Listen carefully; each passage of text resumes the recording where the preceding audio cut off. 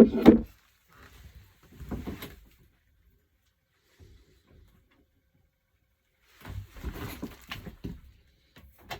want in? Come on in. Okay, don't. The dog won't even hang out with me.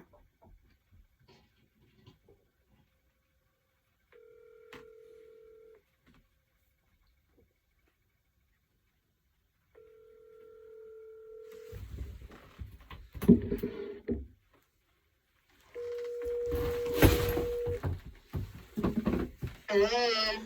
Hello, I didn't know where you was up or not. I thought maybe your phone wasn't working. It's acting funny this morning. It's kicking off and coming on, and I got a video to look at from Jim, Vic's oldest boy, and it wouldn't let me look at it. It still ain't let me look at it. I started to, and then my phone just went off. Hold on just a minute. So it seems like when the weather's cold, my phone don't work good anyway. I don't know. But then when the weather is good, I know it don't work good. So I got a pissed off telephone, I think. Was that Henry? Well, hang on. Now, I tried to get you to hang on. You couldn't hear me. Henry, he won't come to the house, but he's out there trying to get a drink. I had to go out and break the ice. I got a stubborn pup. He got out of his bed and come in the house last night. He come in this morning, warmed up. He wouldn't come in last night. I wasn't going to make him because he just went back out. But I had him as fixed up as warm as I could. Yeah. So I guess he's happy. My water didn't freeze, but his did. Well, I think maybe tonight, Saturday night will be a better chance. Well, I have noticed that dogs and telephones tend to behave as stubbornly as the people they associate with. So maybe my dog and your phone are looking a little closer to home about how to act. You reckon? Well, it could be. It could be, yeah. I want to make sure. I got to figure out what I'm going to do with myself today. Well, Got a bunch of grub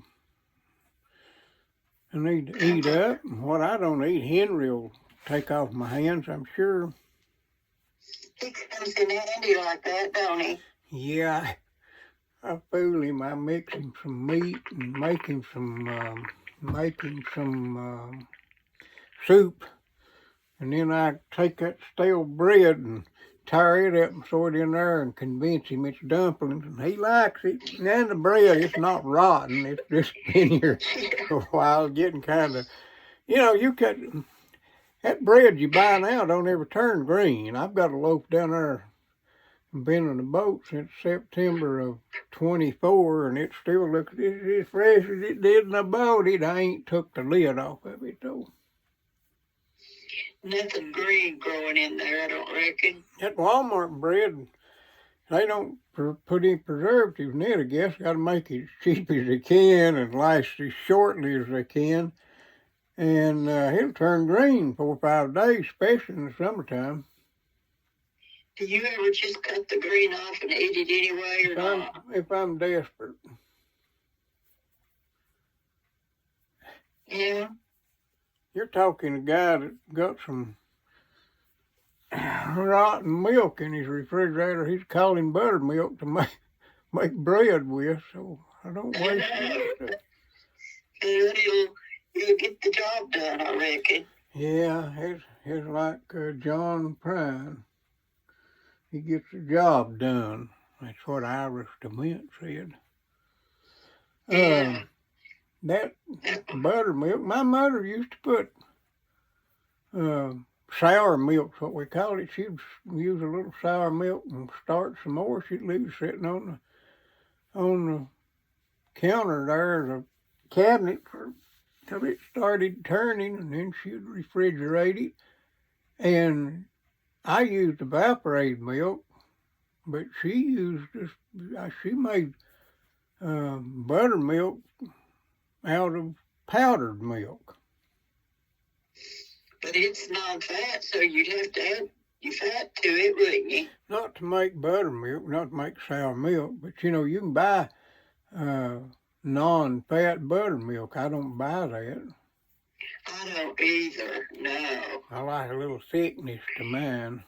I like skim milk. I can't stand the skim milk. I don't care much for it anymore either. You know, I used to. I couldn't stand. I didn't like 4% milk. It left a greasy feel to my tongue, but I got over that. You know, we used to sell a little milk, and if you had some that went out of date, they'd trade it out. And I, you know, fool I am, I thought they just poured it out. And I asked about it one day, and the guy says, no, they take it in and make buttermilk out of it. I said, well, what do they do with the buttermilk if it don't sell? Make cheese? And he said, yeah. That ain't bad, you know. Waste not, want not. I know. I wonder how they came up with knowing how to do all that.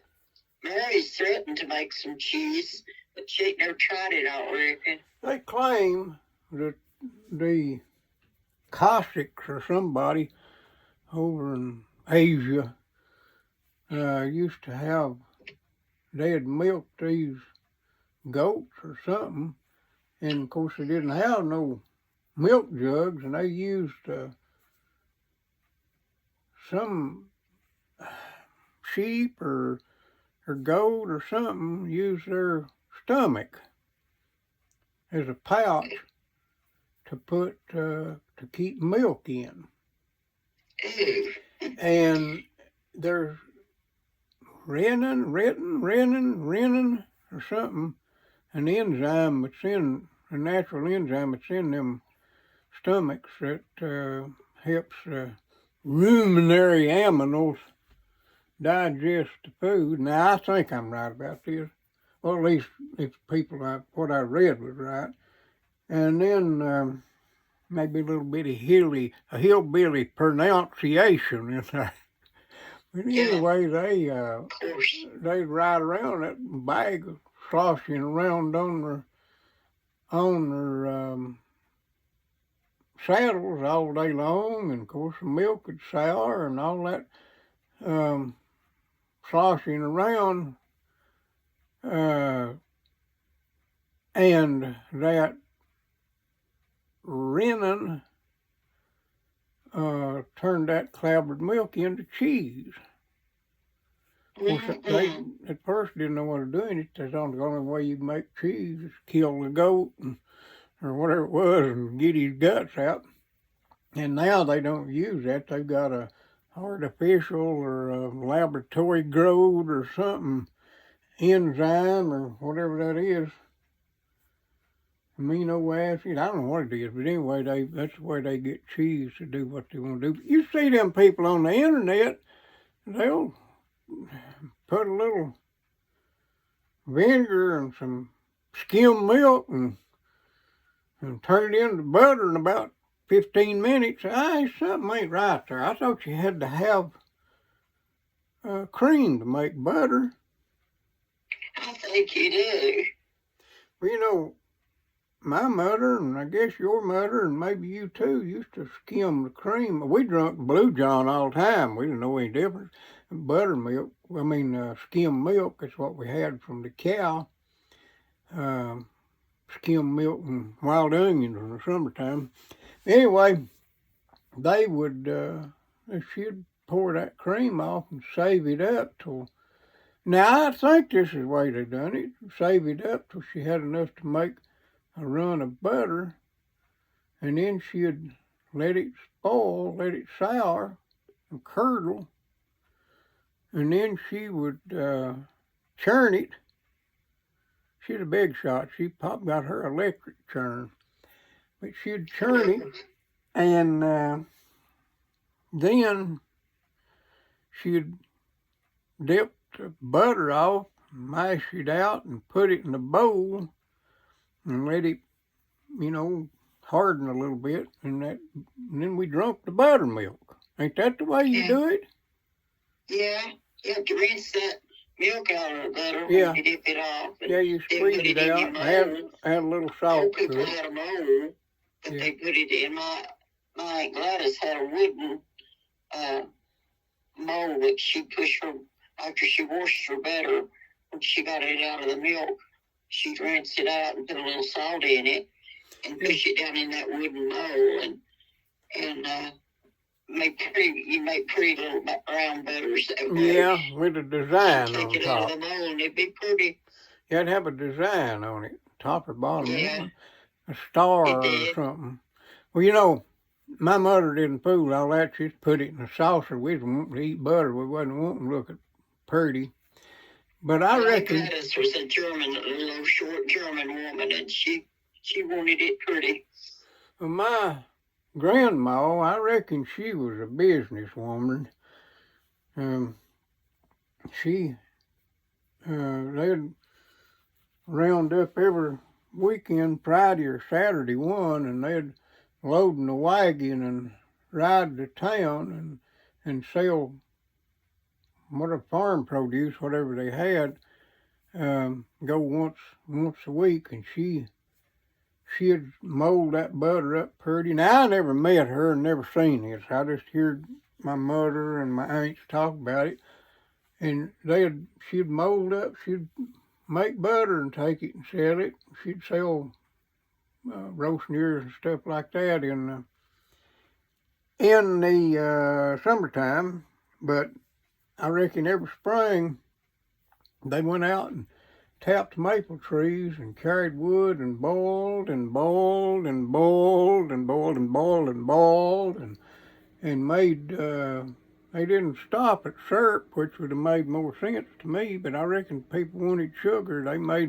They'd take 50 gallons of sap and turn it into 3 big spoonfuls of sugar or something like that, and they'd take that and sell it. Yeah, it looks like they'd make more money out of the syrup than they would a little dab of sugar. Evidently, well, they actually got a little more than that, but not much more, and probably didn't take 40 gallons, probably 20, but it was a long process, and cutting a lot of wood and watching the fire, but there must have been more market for sugar than there was for syrup. I don't know. I guess. That was very labor-intense work they were doing to get that sugar. Yeah, doing that and raising all the young'uns and everything else, because all the young'uns work too. Some of them is lazier than others, I reckon. They always are. Them special ones, they get more attention and less work. Yeah, they do. I was that way too. I got all the attention, but had all the work. Didn't work hard though. And now just think, we just go into Walmart or Kroger and buy a little 4-pound bag of sugar and how much work they would have had to have done to got a 4-pound bag of sugar. Pop used to trout and coon hunt and stuff, him and my uncle, and they'd go out and they'd catch coons and possums and squirrels, and they'd clean them and take them into town. There's one section over there where they especially like that kind of stuff, and they'd take it over and sell it and get a quarter or something. He said you had to leave 1 foot, usually a front foot, I guess, still on the animal, or you couldn't sell it. It wasn't legal and people wouldn't buy it. It kept people's cats from disappearing. Oh, identification purposes. Yeah. You could tell a possum. You could tell a possum. Make sure what you're buying there. You could tell a possum. Today we don't know what we're buying today when we go buy meat. you could tell a possum or a squirrel or a coon's foot from a cat's foot if you had any sense. Of course, you're dumb enough to buy a cat, I'm sure they'd have found you one. Yeah.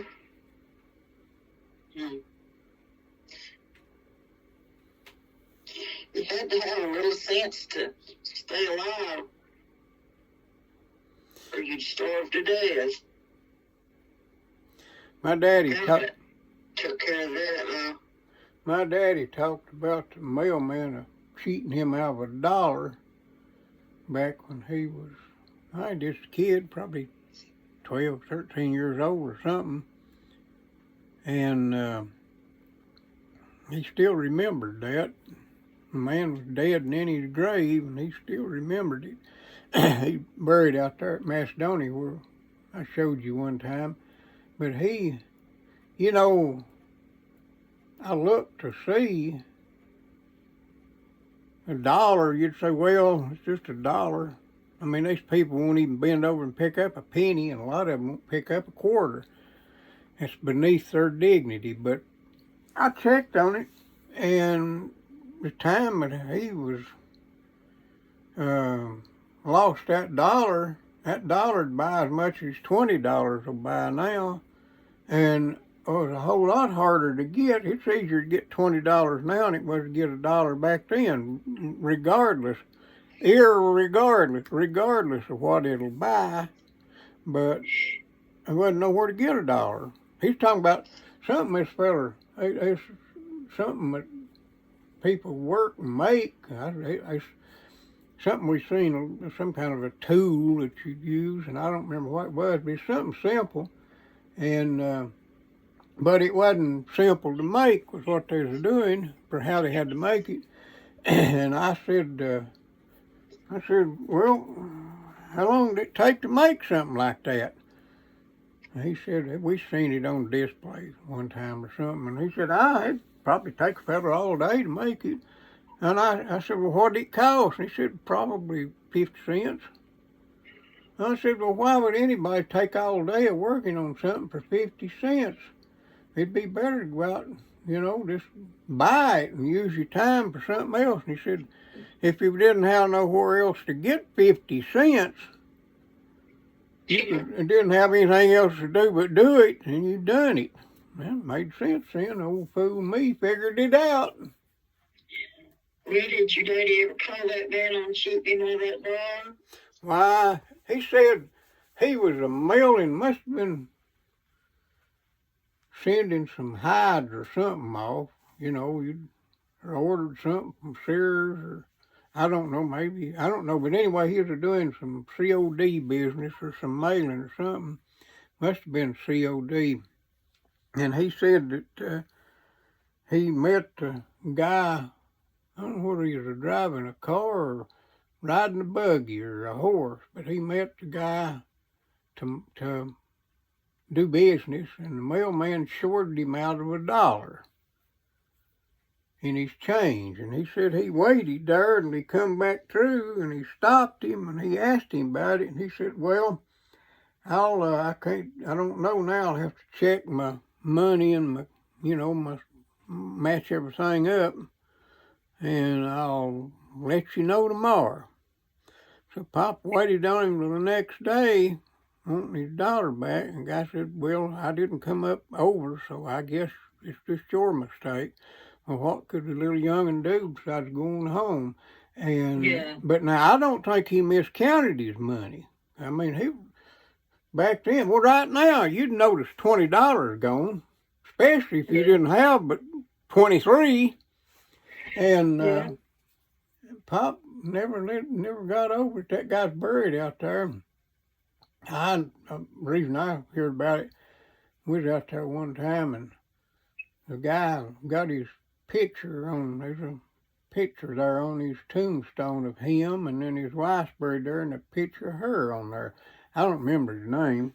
But anyway, we was talking about that picture glued to the tombstone, wonder how long it'd stay there. And evidently that's got a stud through it back there too, because that's been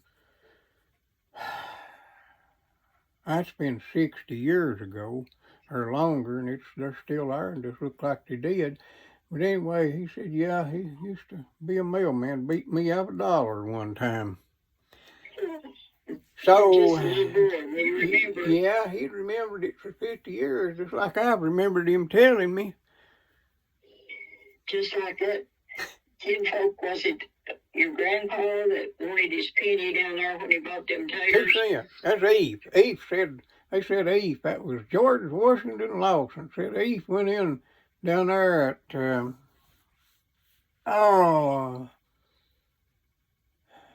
Shelby's. And he wanted some taters.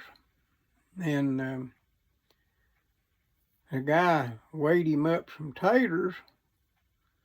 And he said, that's 98 cents. And Eve gave him $1. And he gave him his taters. And Eve was standing there waiting. And he waited. And he waited. And finally, the guy said, Mr. Lawson, well, did you need something else? And he said, yeah, I was waiting on my change. And the guy said, well, just 2 cents. I put you some extra taters in there. He said, I didn't want taters. I want my 2 cents. The guy said, you know, he wasn't too big a feller, but he's pretty fiery. Anyway, he said, well, now, you just calm down. I'd hate to come across this counter on you. He said, Gad, you better look and see who's over here before you come. And he give him 2 cents to get him to hush, I guess, but I don't doubt Eve had worked him over. They said he was, I heard this story later on about him. They, my cousin's cousin, a cousin, and this, well, anyway, I got this cousin. He's an older guy, and he was talking to my mother about it one time. He talking about Eve. He had quite a reputation. He said that Eve was walking somewhere, and there's so-and-so, he told his name, him and his boy come to in a wagon, and Eve was in the road, and they run him out of the road, him walking. They run him out of the road, didn't give him time to get out, and after he jumped in the ditch, they turned around and laughed at him. Well, he said Eve went over, somebody lived closer there, and Eve went over there and said he wanted to borrow a gun. And the guy loaned him his pistol and said Eve picked up an old piece of chain there off an old harness, and there was a hub out of an old wagon wheel laying there, you know, had a hole in the middle, a big old chunk. He run that chain through it, and he said that Eve went out there and waited when that guy and the boy come back through in the wagon. He walked out in the road, had that chain thrown over one shoulder and had that pistol in his other hand. And he said he made them fellers go around him. And they had to go down off the road, up through the creek and back on the road. And then he laughed.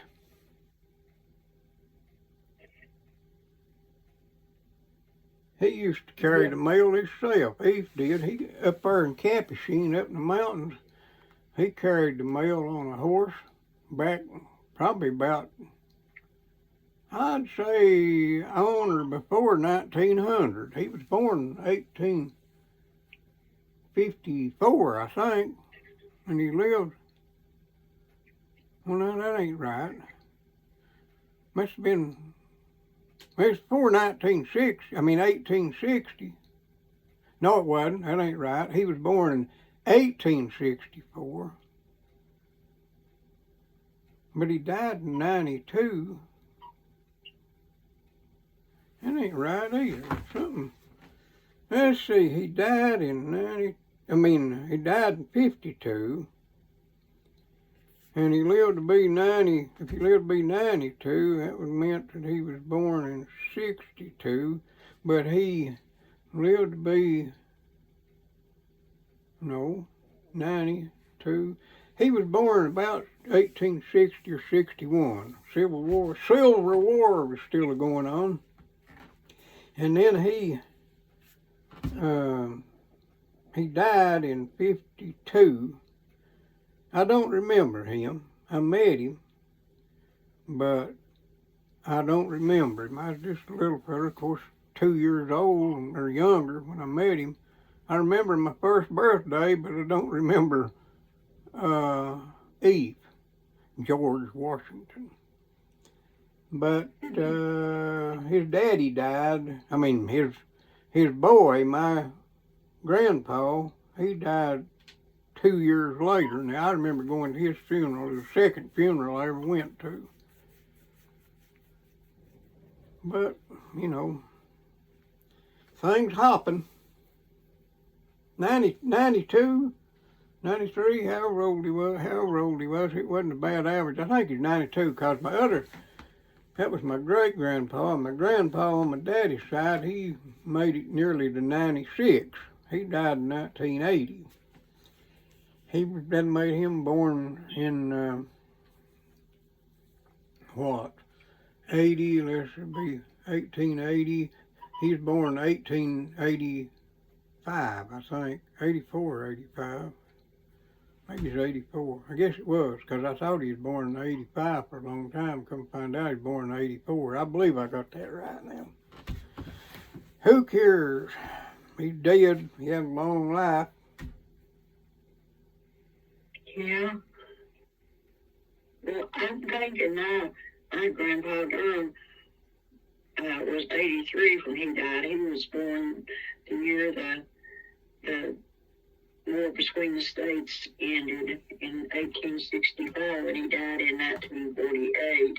So I believe that'd make him 83. Maybe. Count it up in my head. Sounds right. No. Yeah. I don't know. I ain't gonna worry about it. He's born in 60. He was born in 60. They had a hard life, and it's tough. He wouldn't have been, if he died, 48. Oh, okay. You're getting close. Yeah, I know. I was 2 years and 1 month and 5 days old when he died. He died on September the 6th, 1948.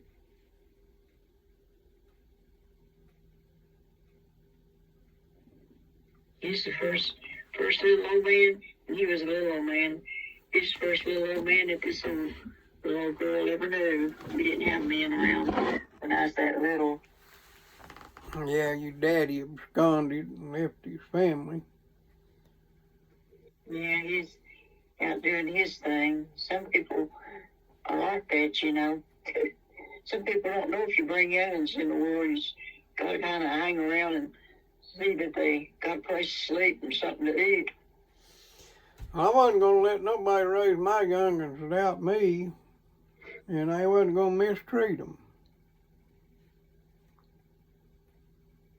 That's the reason I never did remarry. I didn't want no woman bullying my youngins. Pop went through that, I reckon. I used some men are not like that. Some of them old men, they have as many as 3 wives and have youngins by all 3 of them. Well, I guess if one died, you done the best you could. You had to have somebody to help you with the ones you already had. But these people think the only obligation you got to raising the youngins is make sure you pay your child support. They need a whooping. Well, my youngin's grandpa, he had, I think it was 7 youngins, and their mother died, and he married this other woman that had 5, and mixed them kids all together, and he worked at Harlan County. When he come home on the weekend, he had no Buick, he always drove. He come home on the weekend, and his second wife in the holler with her kids, her 5 kids, and Charlie's 7 kids, and she'd say, Chalk, she called him Chalk, and she said, Chalk, your kids and my kids is beating the hell out of our kids. They had 2. What a mixture they were. That's kind of free range youngins, wasn't he? Yeah. And then the little boys up there, it was an old mining camp, a hollow where they lived at. They quit getting coal out of there a long time ago, but the road was still there, and they lived up there where coal mines used to be, and one day them old boys up there, the little boys, there's 5 of them, or there's 6 of them, and they just running around and they found some dynamite caps and got to playing with them, and the little Pete shot 2 or 3 of his fingers off, and another one shot one of his. So it's just a little band of youngins up there running, taking care of themselves during their growing up time. My mother said, go ahead. Didn't have nobody to guide them and tell them now. There might be some dynamite caps up there. You better not go up there and get them. Blow your fingers off. But nobody told them, so they did. My mother said that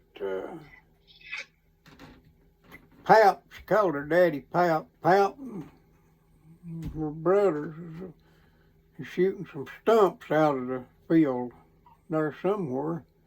And of course, them was them old fuse kind of caps. You didn't use electricity to set them off. You used a fuse.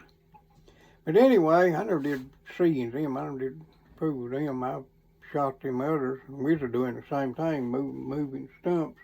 But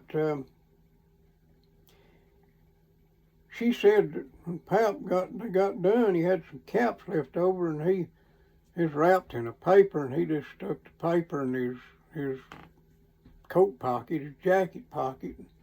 And then later on, they was there one day, and of course, he had a fireplace, and she said he put his coat on, and there's some wad of paper there in his pocket, and he pitched that in the fire. He had some dynamite caps in it, at least one. And her and her sisters was there. Of course, they were wearing dresses, skirts or something. And they was there warming up, backed up to the fire, and them caps went off. And you know, they throw shrapnel. Or they sheathed them metal of some kind, probably pewter, I don't know. But anyway, they shot them pieces of metal into their legs. Her and I don't remember which sister or sisters, I think it was her and Ed, but I may be wrong. But she said, got us good, and said, it was several months after that till all that stuff worked its way out. You know, it finally, most of the time, if it ain't in too deep, it'll work itself up to the skin and come out. I was working, I ought to have had more sense, but I was working on a piece of hardened steel one time. I had to hit it, and I did, and there's a piece of it hit me right there in the face. Maybe this side. Anyway, it didn't hurt bad, just bled just a little bit, you know, and I wiped it off and went on about what I was doing and learned better. And then, I believe it was on this side. But anyway, then a month after that, when it healed up, there was a little bit of a scar there. I saw it. It had a little pimple of a thing there. I didn't think much about it. I was shaving one day and shaved that piece of metal out of my skin. It healed up, and it done pretty good. I ain't sure where it's at, but it stayed in there long enough to heal and hair over. Yeah.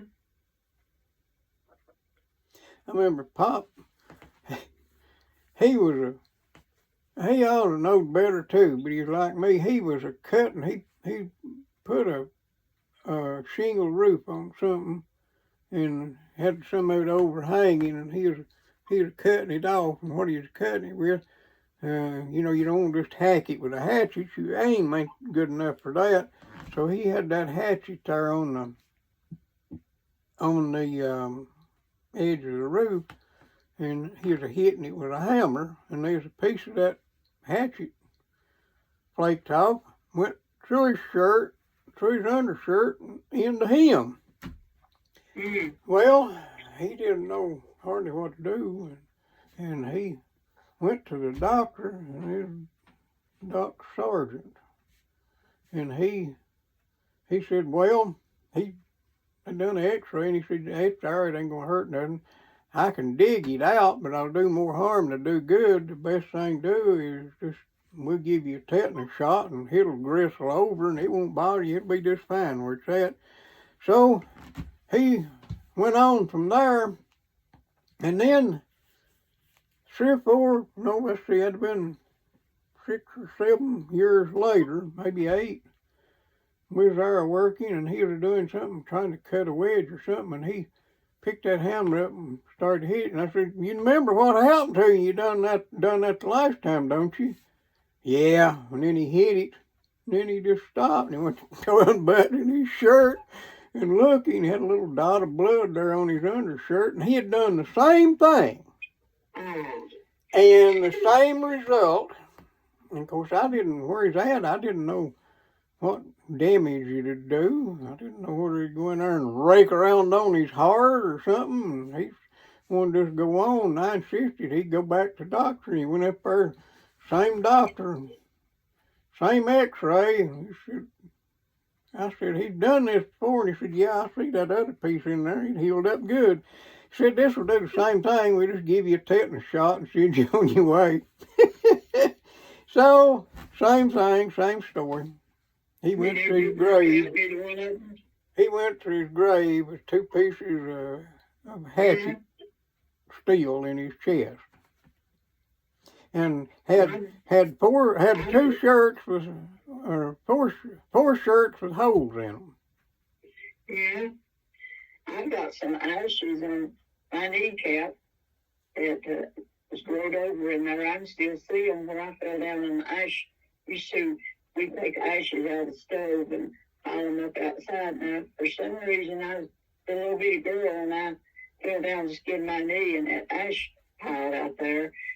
And I reckon we didn't clean it out of, because it's still in there. Been in there all my life. You know, it used to be common to see an old coal miner with black marks on his face where he'd got coal dust in there.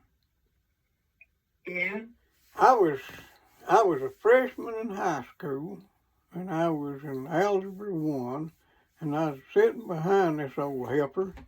I hadn't ever done nothing to her, and she was in front of me, and I wanted to ask her about something, and I tapped her on the shoulder, and she just wheeled around and stabbed me in the leg with a pencil, and it was sharp, and it went through my breeches and broke off of my leg. I hadn't done nothing to the old heifer. Yeah. And, I didn't thump her or nothing. I just tapped her on the shoulder, and she just wheeled around. Must have been having a terrible day, and made mine not too good. She stabbed me. Well, it wasn't a big deal. I got the lead out, but I still, to this day, got a black mark there on the top of my leg up next to my kneecap where the old heifer stabbed me. Yeah.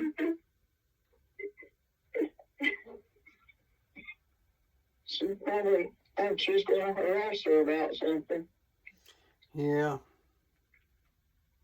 Well, I've got things to do, Sam. I guess I'll move along. I'm glad you got things to do that keeps you off the street and out of trouble. Well, we'll have to get together before long and cook something good.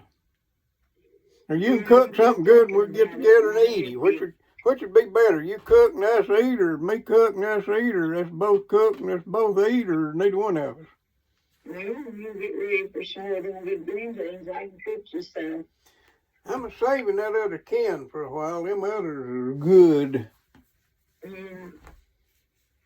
Well, I'll talk to you later then. Okay. Talk to you this morning. You're all right. Don't forget who loves you. I'll see you. I'll see you.